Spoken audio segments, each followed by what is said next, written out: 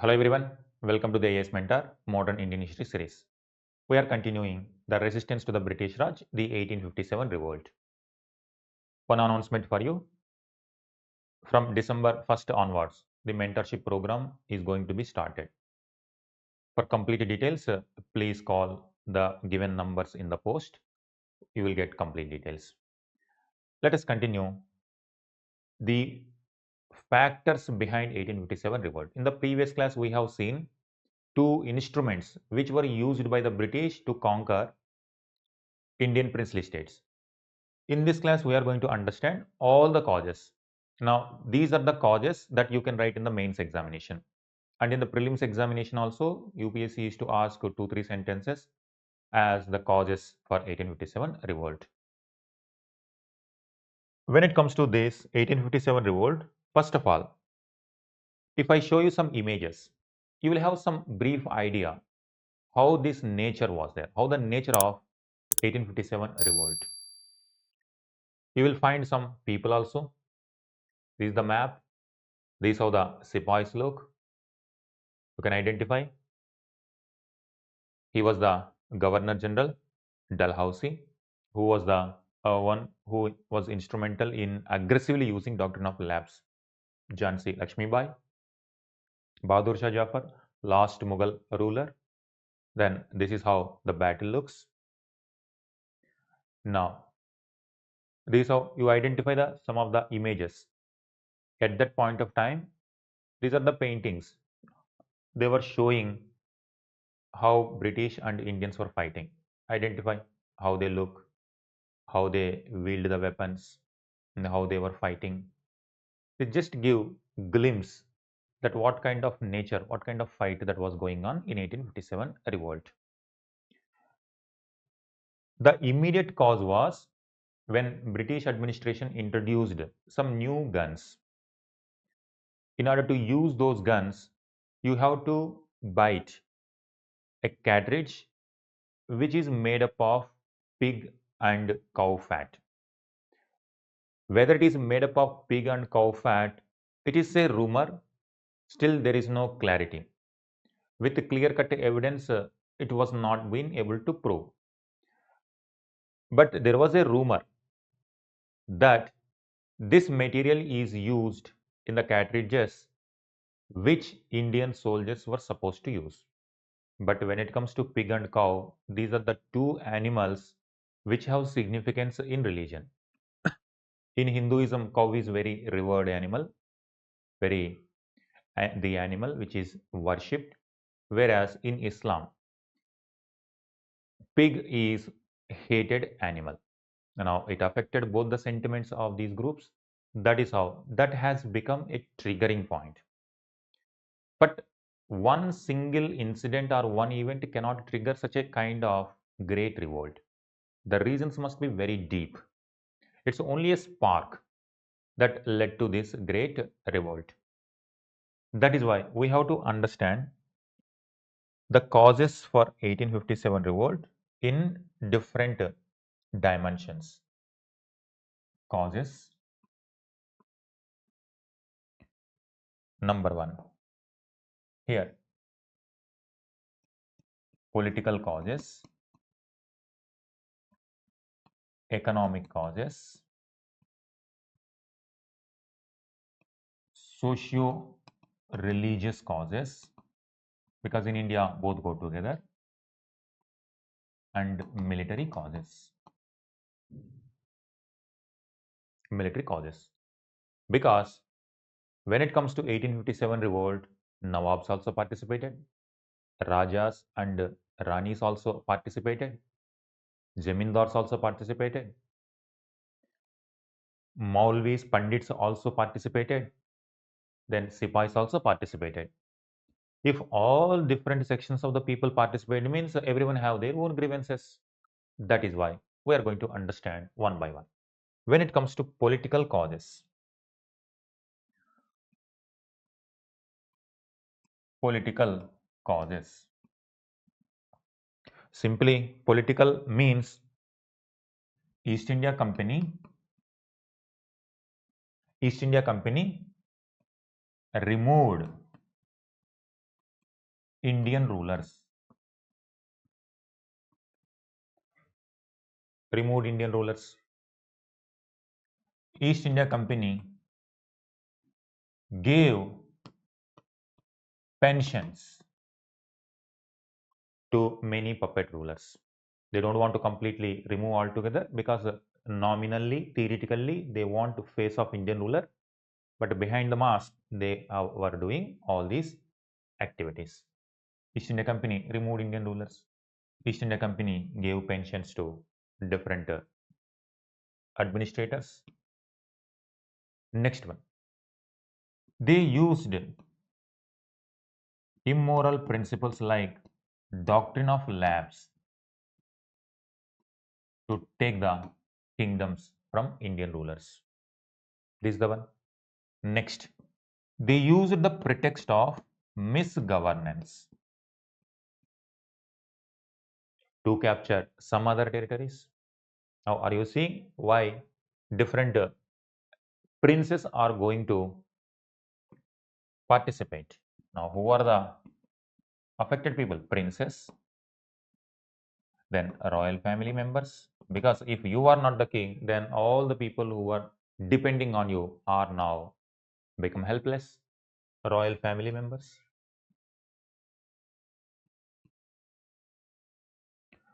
If we see side by side, we are going to see with examples. Then you will remember the leaders also and at the same time factors also. When it comes to this,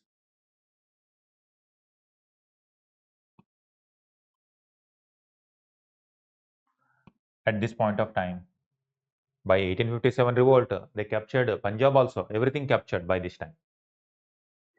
Here, Mughal emperor, nominal.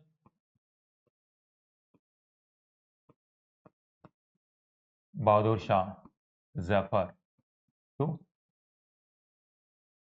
He is considered as the last Mughal emperor. Identify this. He was the one. He was Bahadur Shah Jafar II, last Mughal emperor. Why he participated? Now, he was only theoretically accepted as the ruler of India. Even East India Company also, theoretically, they are serving Mughal emperor. But in practice, they do not respect family members. They are just giving pensions to them. Now, when revolt happened, they were looking for the Mughal emperor. Because once upon a time, most of Indian subcontinent came under Mughal emperors. The grandeur of Mughal emperors still in the imagination of the people. They felt that such a kind of house, leader from that house humiliated. Now it is the chance to once again make him as the ruler of Hindustan. But he himself was not ready to take the leadership. He himself was afraid when Sipais were coming in his house. He was afraid that what is going to happen, whether they are coming to fight against him to kill him. That kind of confusion was there. Even he was not willingly taking the leadership, but somehow he was persuaded by the rebels and he accepted. So naturally, because he is the face, British, when they capture, they are going to remove this face completely. That is why he is considered as the last Mughal emperor. Thereafter, no Mughal emperor. But in Delhi, he is the leader. Next one, political reason. Another one, Jhansi. It was affected with the policy of doctrine of lapse. That's why Rani Lakshmibai going to fight against the British. Next one, when it comes to Awadh, Awadh has no issue in having successors. Many successors are there, but they use the pretext of misgovernance. They captured Awadh region. That is why Hazrat Begum she is going to fight, and on behalf of her son, on behalf of her son,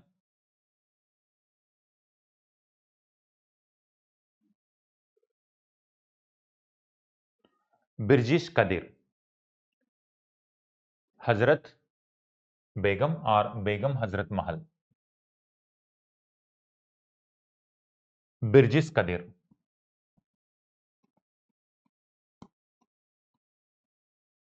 She wants her son to be the next successor, but British denied because Awadh is now misgoverned. That's why people are suffering. Now the direct administration go into the hands of East India Company. Now you see what is the political factor. Jhansi doctrine of lapse, misgovernance. Theoretically, they are doing pensioning and they are humiliating. Next one. This is Lucknow. Here in Kanpur, after defeating Peshwa in Third Anglo-Maratha War, they transported him to a place near Kanpur called Bithur. Peshwa was having an adopted son called Nana Sahib.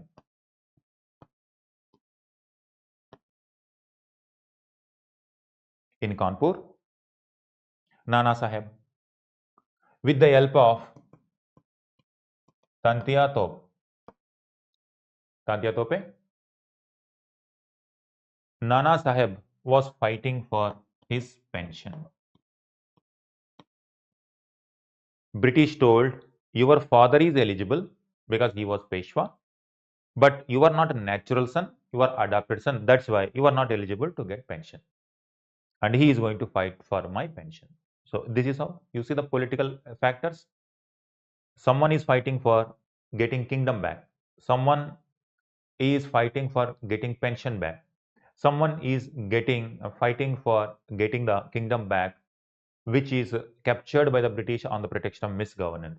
Someone is fighting to get the real authority in hand. This is how the political authority or the political factors made different leaders fight against the British. Could you now connect?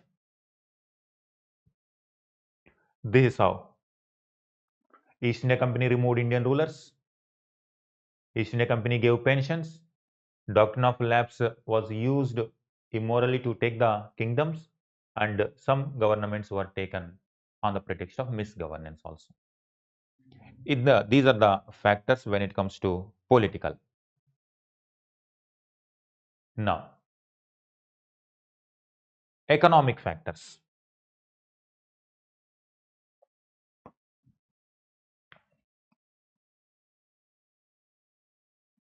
Economic factors. Even though this revolt was triggered by Sipai mutiny, Sipais started this battle, this revolt. But after some time, many sections, common people also joined hands. Peasants joined, artisans joined, petty traders joined. These people also joined. Jamindars also joined. When it comes to economic factors, number one, land revenue policy.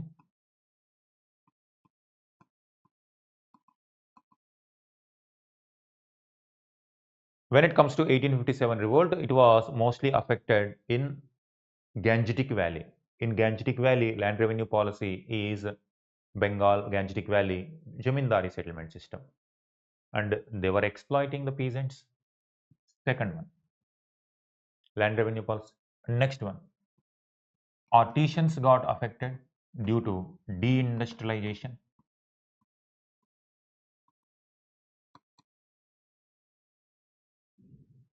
When it comes to England was going through the phase of industrial revolution. East India Company bringing machine-made products and dumping in Indian market. Because East India Company itself is the political master, they framed policies according to their trade and they completely ruined the artisan skills. That's why Karl Marx also used to give the opinion that the very mother country of cotton.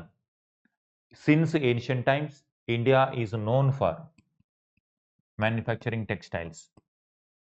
If you see post-Mauryan time period, Indians were exporting a lot of products to Europe, and Roman Empire was sending a lot of gold to India because they were purchasing a lot of textile products. Karl Marx used to say that the very mother country of cotton dumped with machine-made products. The handloom was broken completely. That is how British completely destroyed industries, deindustrialization. Now these people are going to become peasants. Already peasants are overburdened, already high tax. If they are not able to pay tax on time, they were forcefully evicted from the land. In order to safeguard their life, they used to approach money lenders, but money lenders will give money with a high interest rate, and they entered into debt trap. They were not able to even have minimum resources to purchase food grains also whenever there is a crisis. Now, whenever drought comes, whenever famine comes, millions of people used to die. That is why these people, artisans, also became peasants. Now, peasant problems continued for these people also because there is no employment here. Earlier, they used to get employment from the Indian rulers, Rajas, Nawabs, because they themselves were big market for these people. Now, they themselves were in pathetic condition. They could not provide market to them. And in the open market, East India Company is already monopolized since Diwani rights. They monopolized it, and later after 1813 onwards, 1833 onwards, many European companies also came. As a result, they were not able to compete, whereas these were technologically less advanced because East India Company is not encouraging technology there. As a result, they got affected. Now, when 1857 revolt happened, villages supported 1857 rebels. This is the factor. Third one, traders, small traders. They also got affected by the East India Company trading policies. That is why they were also going to support the cause for 1857. Next, some jamindars. There are two types of jamindars. One who benefited out of zamindari system, but someone who faced or who suffered.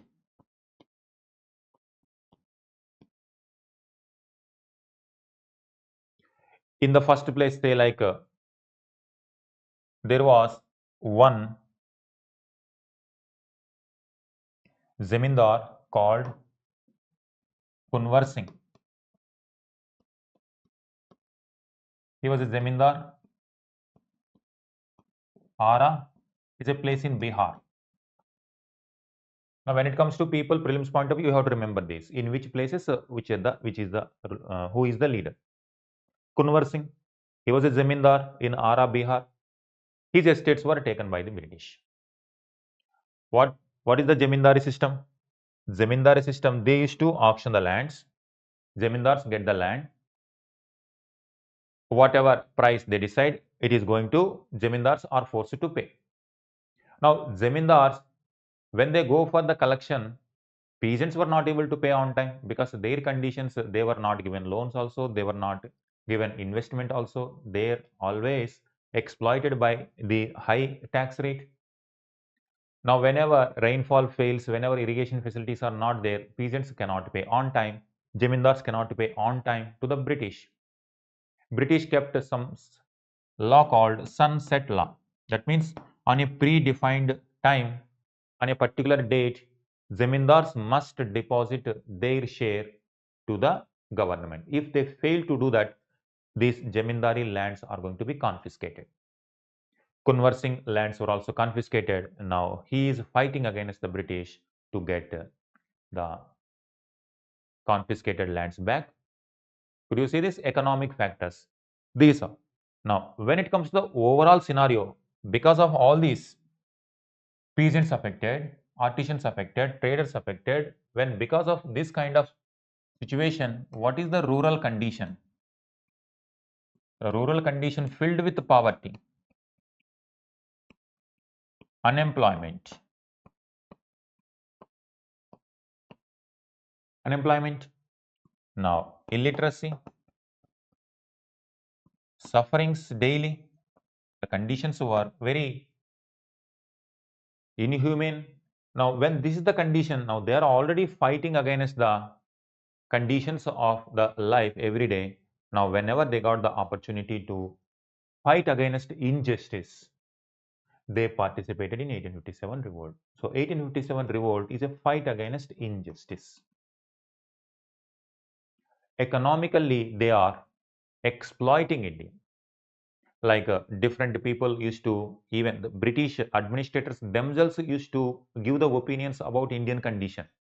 They themselves observe that the British religion, the British land revenue policies were like a sponge.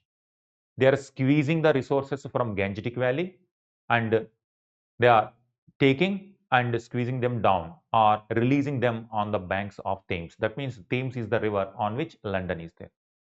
So they are sucking from Bengal and releasing on Thames River. This kind of opinions come from directly the British administrators themselves used to opine. And when it comes to William Bentinck, he himself says the cotton weavers' bones are bleaching the Indian plains. That shows cotton weavers means these people only. They are now unemployed, no industrialization. Their handloom was broken, and now they don't know what to do. If they enter into the peasants, already peasants are suffering. Now their conditions are even more suffering. That is how the British administrators themselves acknowledge the kind of exploitation that they have done to Indians. Now it is like fight only. Every day they are suffering. When opportunity come, they joined hands with the 1857 revolt rebels. They also supported in whatever manner they could do. Directly, someone volunteering for the fighting, someone giving the shelter to the rebels, someone sending the chapatis, food to the people who are fighting against the British Raj, like this. Could you see the economic factors? And even though some of them were entering into administration, like Sipais, some of them now, what is the option? Some of them are going to join military. But when it comes to military, once they enter into military, one kind of system, but once they come out, they are now peasants only. Soldier is just nothing but a peasant in uniform. Outside, peasant only. Their family members are suffering. One soldier, whoever is entering, the kind of salary what soldier is getting also not sufficient. That is not sufficient to uplift the family members also. That is why, even though those who are joining the British service, once they come to the village, this is the scenario.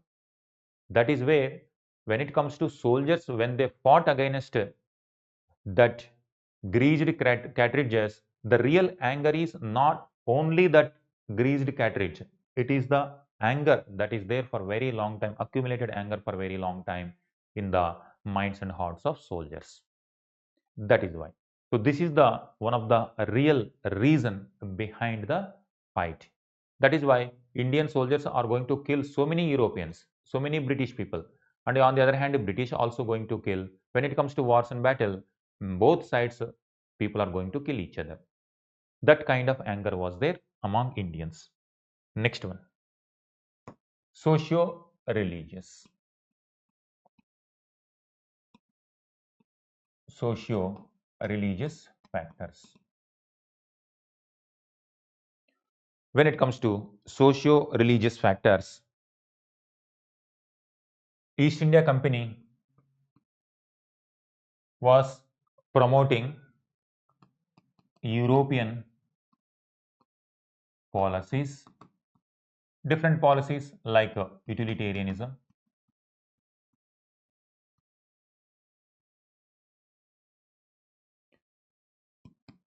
with the influence of Christian missionaries.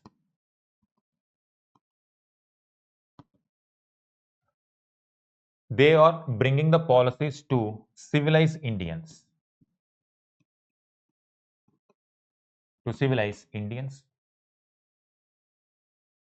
In the name of civilizing mission, they removed certain social evils. Social evils like child marriage, they increased the marriageable age also, infanticide, infanticide, legal laws were passed to restrict the infanticide, sati abolition, sati abolition, next girl education, girl child education, next widow remarriage,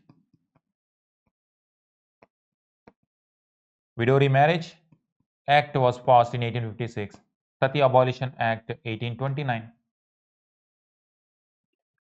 Christian missionaries and Europeans were condemning social practices like untouchability. Untouchability.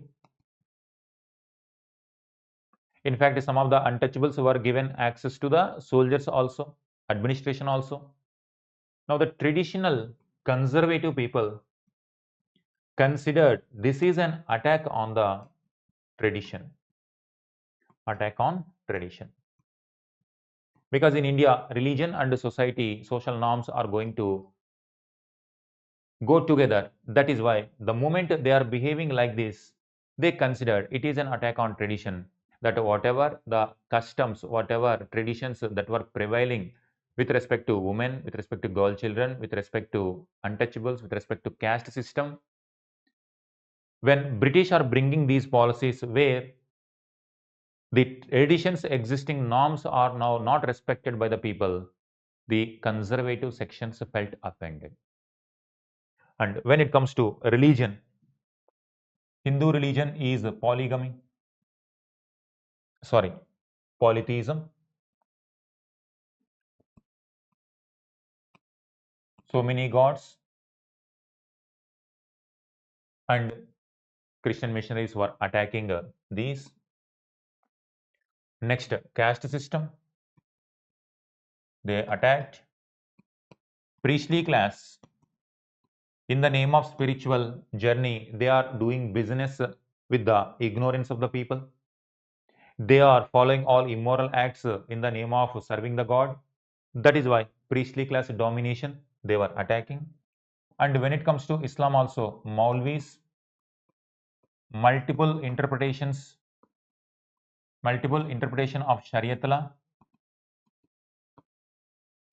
restrictions on women, traditionalism strongly deepened in Islamic religion. That is why whenever Christian missionaries and Europeans were seeing the Indian traditions, they were talking about modern values like equality, liberty, fraternity. But in the existing socio-religious norms in India, they are against these modern values. Once Europe also victim of these policies, but they came out because of enlightenment. Enlightenment.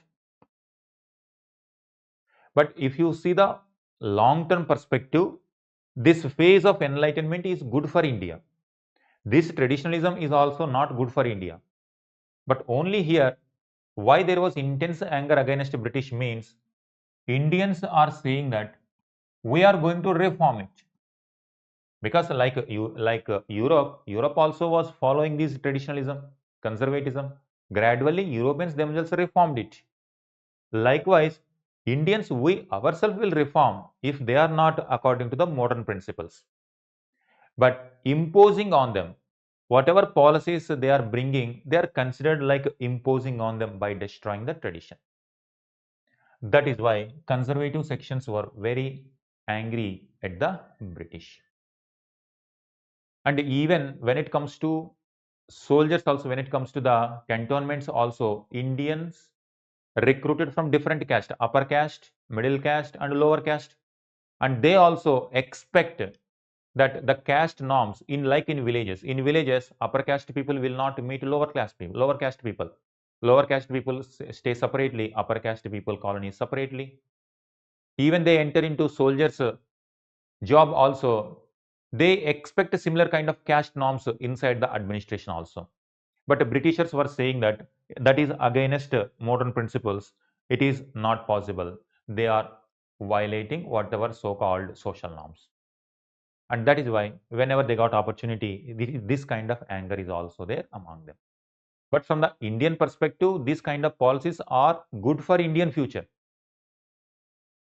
If they are following, now some people were there like Raja Ram Mohan Rai, Ishwar Chandra Vidyasagar, they supported, in fact, only the people condemning the British because of, on one hand, they are saying modern values, but when it comes to Indian versus European, the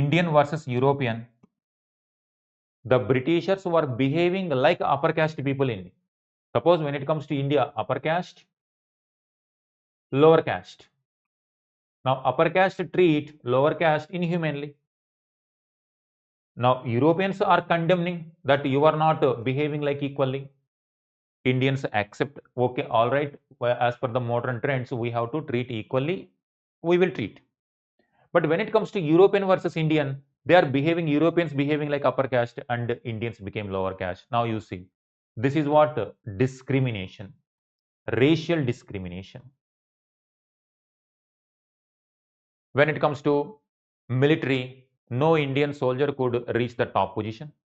In general administration, no Indian could reach the top position. In judiciary, Indians could not reach the top position. Why that kind of system? If Britishers are promoting so-called modern ideals like equality, liberty, fraternity, they should follow these principles in true spirit. Then this kind of anger will not be there. But when it comes to Indians and Europeans, they always prefer Europeans only. Judges from the topmost judges from European only. When it comes to Governor General Executive Council, no Indian member will be there, British only. Top level military officers, British only, no Indian members. And when it comes to the treatment, even in the common level, even it comes to the police department, civil service department, military department, the lowest level of people or officers or lowest level cadre was from Indian. They were mistreated by the officers. They were also beaten. They were punished. This kind of treatment, when they were doing, the soldiers could not digest it. On one hand, they are preaching modern values, but when it comes to the practice, they themselves are not following it. That means this is a hypocrisy. There is nothing wrong in fighting against this injustice. That is what they are against. This kind of policies of the British created intense anger among Indians. That is why when greased cartridges were introduced, whether it is true or not, but the rumor became very, very strong. The rumor is they are going to destroy Indian religion. Indian East India Company decided to destroy Indian religions. That's why they are bringing such kind of policies. It is not a sudden anger. Already this kind of incidents were going on for so many decades. That's why they have seen that attempt also one of the major attack on Indian religions. That's why they don't want to give any chance to British. They immediately erupted. That's what. And another one, when it comes to military also, they are supposed to perform duties. And whenever they require to cross the sea, conservative or Brahmanical tradition do not approve that. If any soldier cross the ocean, when they come back to the village, they are not respected. And they are feeling like they violated the caste norms and they were outcast. But for a soldier, as long as they are in uniform, they go by the norms of the military. But once they come out to the village, they are like a normal person. If they are not respected in their society, then what is the point of accepting a government job, joining military service, if they are not getting respect in the village? But when it comes to village, they are respecting caste norms than whether you are studied, educated person or whether you are doing government job. That kind of feeling also one of the reasons for 1857 revolt. So that is why, on one hand, this is a dilemma for the educated class. When it comes to the reasons whether these rebels are supporting the conservatism or they want modernism. That is why it created dilemma among the educated, Western educated section, whether to support 1857 revolt or not. If you support it and if it becomes successful, then once again they are going to bring the old ancient medieval mindset. But educated middle class are not happy about this. That's why they were in dilemma. They could not wholeheartedly support. They are condemning the British exploitative policies, but they could not wholeheartedly support the rebels' cause. That is why educated middle class did not support 1857 wholeheartedly. That is one of the weakness, one of the factors for the failure of 1857 revolt. Because ideologically, it was not having the modern ideology like nationalism. People were fighting for their different causes. Some of them were regressive in nature. That is why they could not support larger sections of the people.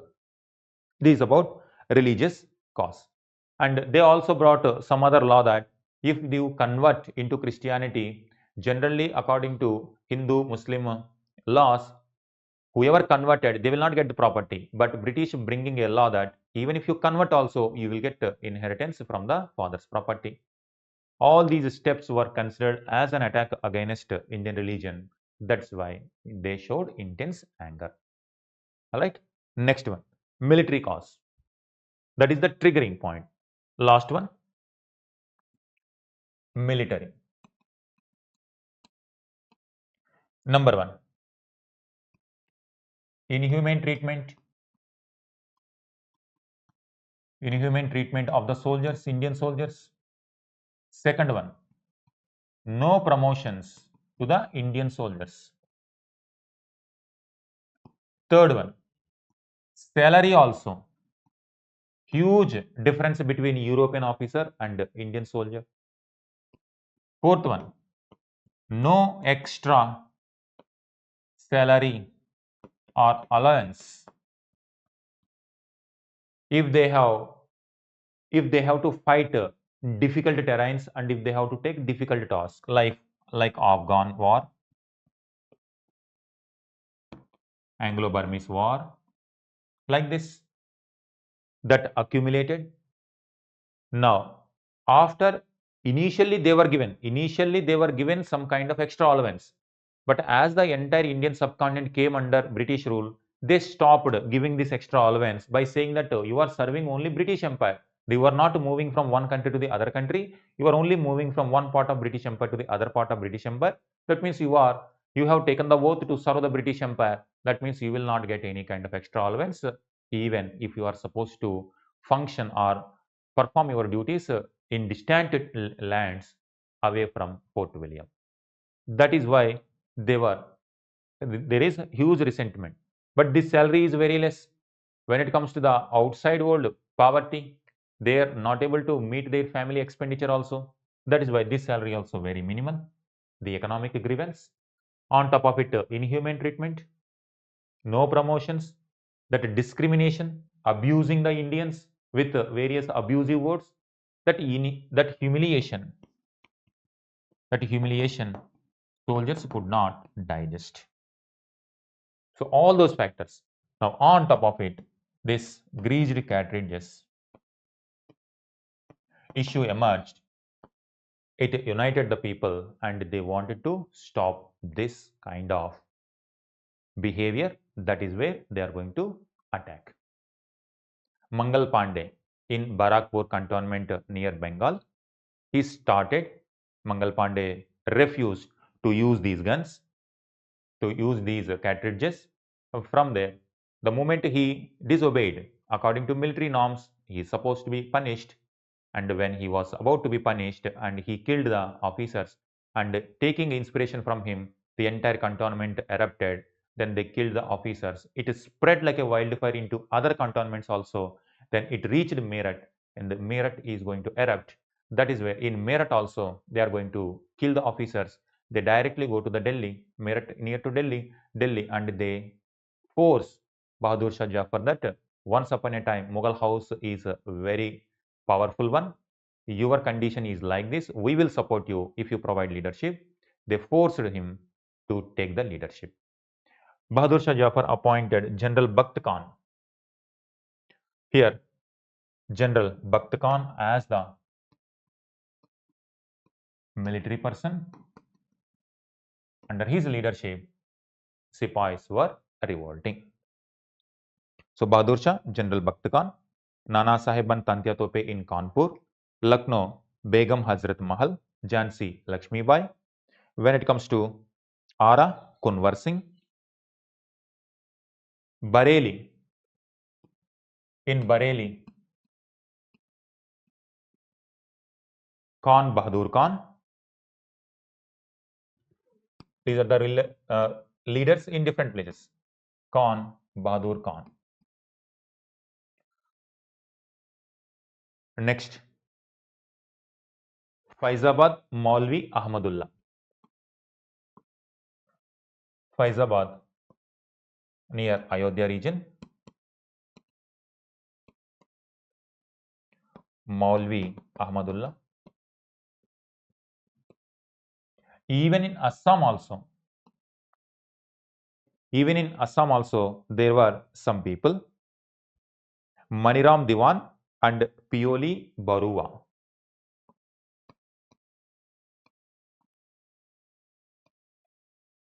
See the spelling? Maniram Diwan,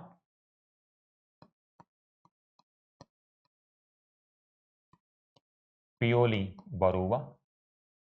It affected Assam also, Bengal also, Bihar also, Awadh also, Delhi also, Jhansi also, in Rajasthan also, in some pockets. This is the core region. But the core region which affected is this one.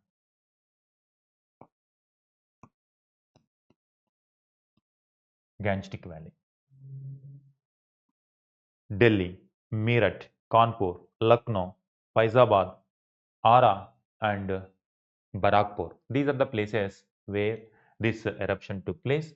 It has taken a lot of effort from the British side to crush the rebels, and finally they captured these towns successfully, and they are going to punish these people.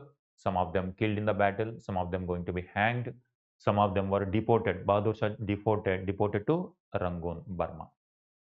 In that way, in 1857, this great revolt started. It continued more than 1 year. By 1858, things got settled, and 1858, British administration, British Parliament, they themselves now thinking about the relationship between East India Company and India. In 1853, already Charter Act was passed. According to Charter Act, generally in every Charter Act, East India Company used to get 20 years lease. That 20 years was codified in the law itself, but 1853 did not mention that. That law mentioned as long as Parliament wants, East India Company can continue.